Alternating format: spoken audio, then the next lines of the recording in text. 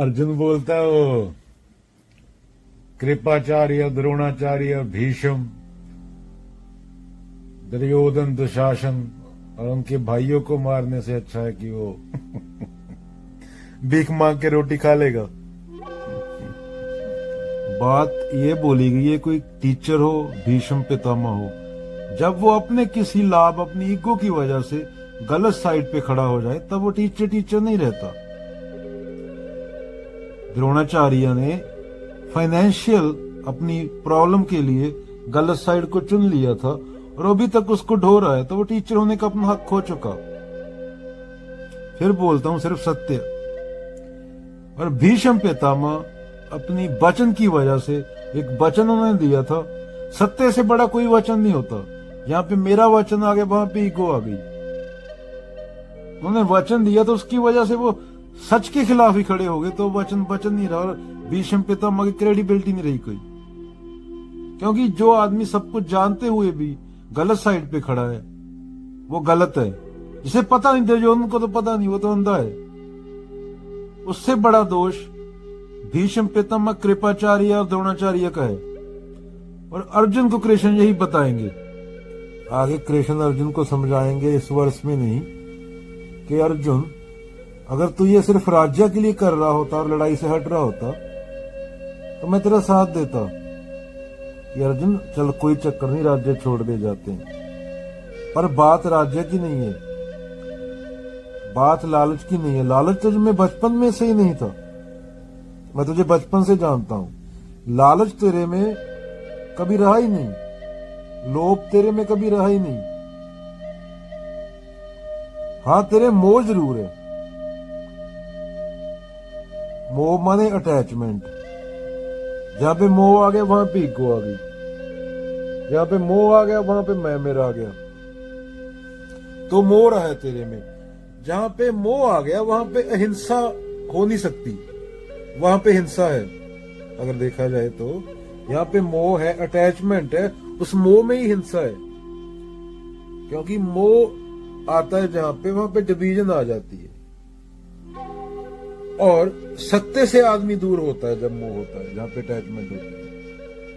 सच उसके आसपास नहीं होता। ये कृष्ण उसको आगे जाके बताएंगे। ये मोह के कारण ही, अटैचमेंट के कारण ही, मेरा के कारण ही ये पूरी समस्या है दुनिया की। चलो, जो प्रकृति होती है वो हमसे ऐसे काम करवाती है जैसे जानवरों से हम बोझा डलवाते हैं। जानवर रखे होते हैं बोझा ढोने को, केदारनाथ लेके जाते हैं, उन पे जुल्म करते हैं। कभी उनके पांव बांध दिया, मुंह बांध दिया, मार के खा लिए जानवर, काऊ को, गाय को यूज किया, बाद में हड्डियां फेंक दी, मांस यूज कर लिया। तो अगर वो जानवर, मतलब आदमी एक जानवर है जब तक वो प्राकृतिक लेवल पे जी रहा है, और प्रकृति उसको बांध के रखती है। कोई कबीर जैसा, बुद्ध जैसा, कोई अर्जुन जैसा, जैसे लिखा है, कोई एक होता है। तो अगर जानवर ये डिसाइड कर ले कि मेरे में ताकत तो है, मेरे में ताकत है, जब मैं इतना बोझा ढो सकता हूं, पूरा दिन पूरी दुनिया के लिए काम कर सकता हूं, पूरे समाज के लिए काम कर सकता हूं, पूरे समाज को भेड़ की तरह फॉलो कर सकता हूं, तो एक काम अपने लिए भी कर लूं ना। एक काम अपने लिए भी कर लूं, ये बंधन तोड़ने की कोशिश करूं, आजादी से जीऊं। आजादी माने पूर्ण आजादी, उसी को मुक्ति बोला गया। अगर जानवर ठान ले, हम सब जानवर ही हैं, अगर जानवर ठान ले कि ताकत तो है मेरे में। एक आदमी 40 साल जिंदगी काम करता है, इतना कुछ सहने के लिए कितनी ताकत लगती होगी उसको।